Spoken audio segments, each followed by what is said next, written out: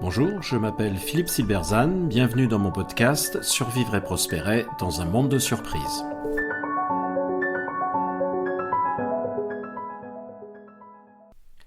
Tant pis pour les fourmis, pourquoi une organisation ne sera jamais simple ?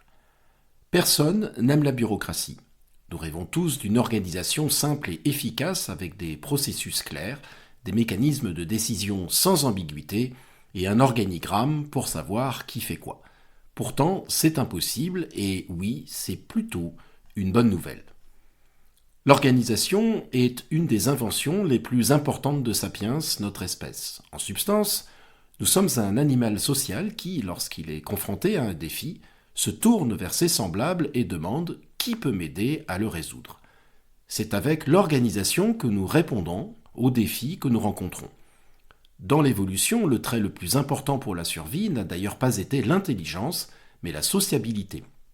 Ceux qui survivent ne sont pas les plus intelligents, mais ceux qui réussissent à faire partie d'un groupe qui va les nourrir et les protéger. Alors nous ne sommes bien sûr pas la seule espèce à fonctionner de façon collective.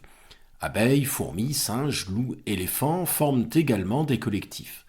Mais les abeilles et les fourmis ont une existence largement automatique et sont toutes génétiquement liées. Elles font la même chose depuis des millions d'années. Les singes, les loups, les éléphants ont des comportements sociaux plus sophistiqués, mais qui restent relativement inchangés et visent des buts relativement simples, se nourrir, se défendre, se reproduire. Ils ne peuvent exister que dans des petits groupes, car ils doivent se connaître individuellement et être en contact permanent les uns avec les autres pour pouvoir vivre ensemble. Une meute de loups est une création sophistiquée, mais qui ne peut fonctionner que par une gestion directe. Par exemple, elle ne peut pas créer une filiale en Italie, car les loups ne savent pas gérer à distance.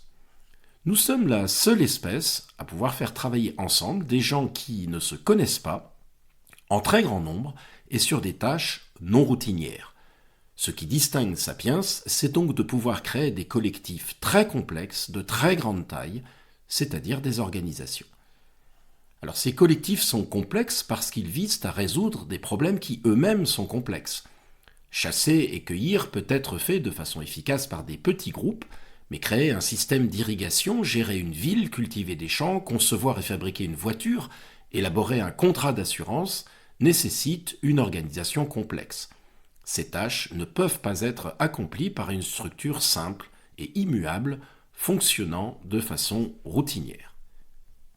Pour faire fonctionner l'organisation complexe, Sapiens a inventé le management. Une fourmilière n'a pas besoin de management. Elle fonctionne de façon largement automatique. Le management consiste à élaborer et mettre en œuvre des réponses aux défis que l'organisation rencontre. Une partie de ces défis sont routiniers, semés à l'automne, récoltés au printemps, mais tous ne le sont pas. Si les défis changent, cela signifie que la réponse doit changer. Pour répondre aux défis de l'efficacité économique, par exemple, une structure centralisée sera une meilleure réponse qu'une structure décentralisée. Pour répondre aux défis de l'innovation et de l'adaptation, l'inverse sera vrai.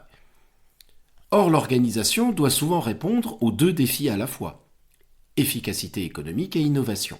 Elle ne peut donc pas décider d'être totalement centralisée ou totalement décentralisée. Elle doit être un peu les deux. Elle doit maintenir un équilibre ou plutôt une tension entre les deux.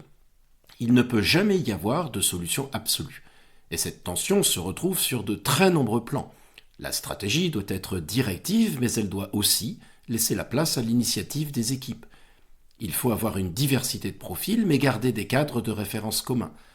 Il faut définir des processus, mais laisser une part de flexibilité. Il faut s'adapter aux besoins des clients, mais contrôler l'explosion des coûts. Et la liste se poursuit à l'infini. Ces tensions jamais résolues sont naturellement génératrices d'ambiguïté et d'incertitude. On ne sait pas vraiment comment et par qui est prise la décision, les lignes hiérarchiques ne sont pas claires, les profils de poste non plus, les responsabilités encore moins, et les choses changent tout le temps. Mais il y a une limite infranchissable au-delà de laquelle cette incertitude ne pourra pas être résolue. Autrement dit, la croyance qu'il serait possible d'avoir une organisation où tout est clair et simple est largement illusoire. Alors qu'il y ait parfois des excès de complexité, bureaucratisation, et des pathologies organisationnelles, c'est évident. Mais nous ne sommes pas des fourmis, et une organisation humaine n'est pas une fourmilière. Elle a une complexité intrinsèque qu'on ne réduira jamais, pour la simple raison que cette complexité est la condition de son fonctionnement.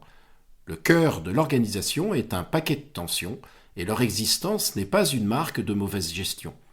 Plutôt que d'espérer les faire disparaître, l'enjeu est au contraire de les accepter, car bien gérée, une tension est aussi une source d'énergie. Un degré de centralisation apporte l'efficacité, un degré de décentralisation apporte la réactivité. Jouer de cette tension, selon les périodes, selon les domaines, selon les pays dans lesquels nous sommes implantés, par exemple, offre un degré de latitude et de créativité qui est l'essence même du management. En bref, n'espérez pas supprimer les tensions pour simplifier, c'est illusoire et cela tuerait l'organisation. Apprenez au contraire à les gérer pour en tirer parti. Merci de votre attention, vous pouvez retrouver cette chronique et bien d'autres sur mon blog www.philippe-silberzan.com. À bientôt.